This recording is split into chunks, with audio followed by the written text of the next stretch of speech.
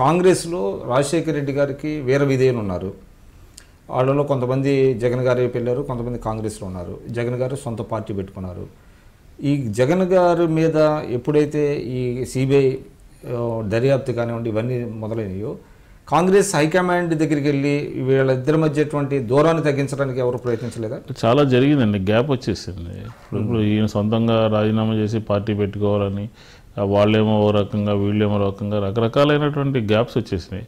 ఆంధ్ర రాష్ట్ర కాంగ్రెస్లో తెలంగాణ కావాలని ఒకళ్ళు, జగన్ గారి నాయకత్వం ఒకళ్ళు హైకమాండ్ దగ్గరికి పోయి చెప్పేవాళ్ళు, ఇలా రకరకాలుగా 2-3 సంవత్సరాలు అంతా కన్ఫ్యూజన్ అయిపోయింది. కాబట్టి సో అంటే ఇట్ ఈస్ బియాండ్ రిపేర్ అంటారా? అంతే అంతే అంతే. ఇక అంటే రెండు పార్టీల మధ్య సయోధ్య ఏర్పడే అవకాశం లేదు. అదే తెలుగుదేశం ఎప్పటికైనా నేను చెప్పేది, నాకైతే దృఢమైన అభిప్రాయం ఉంది.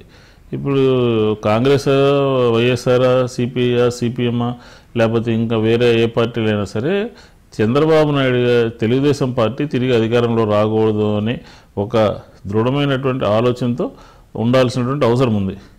దీనికి ఎవరంటే ముఖ్యమంత్రి ఎవరు కావాలి, ప్రభుత్వాన్ని ఎవరు ఫామ్ చేయగలుగుతారు, ఒక కామన్ ప్లాట్ఫామ్ మీద ఆలోచన చేయాలి. అంతే తప్ప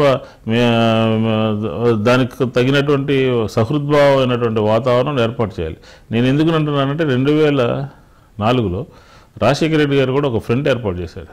ఆ రోజు సిపిఎం, టీఆర్ఎస్ ఆయనకి ఇష్టం లేకపోయినా ఆయన 17 సీట్లు ఇద్దాం అనుకున్నారు, 40 సీట్లు లేకపోయింది. అయినప్పటికీ కూడా ఆయన ముఖ్యమంత్రి కావాలి, లేకపోతే ఒక ప్రభుత్వాన్ని ఫామ్ చేయాలి, ప్రజలకు సేవ చేయాలని ఒక దృఢ సంకల్పంతో ఉన్నాడు. కాబట్టి ఆయన కొంత పట్టు విడుపులతో ఆయన అంతా కూడా చేసుకోవడం జరిగింది. కాబట్టి ఆ దిశగా అందరూ ఆలోచన చేసుకోవాల్సిన అవసరం ఖచ్చితంగా ఉంది ఈ రాష్ట్రంలో. ఓట్ల చీలికని నివారించగలగాలి. నివారించినప్పుడే అనుకున్నటువంటి లక్ష్యాలకి ఎవరైనా చేరగలుగుతారు. నేను మల్లాది విష్ణు, ఎక్స్ఎమ్మెల్యే, కాంగ్రెస్ పార్టీ. మీరు చూస్తున్నది ఐ డ్రీమ్ న్యూస్.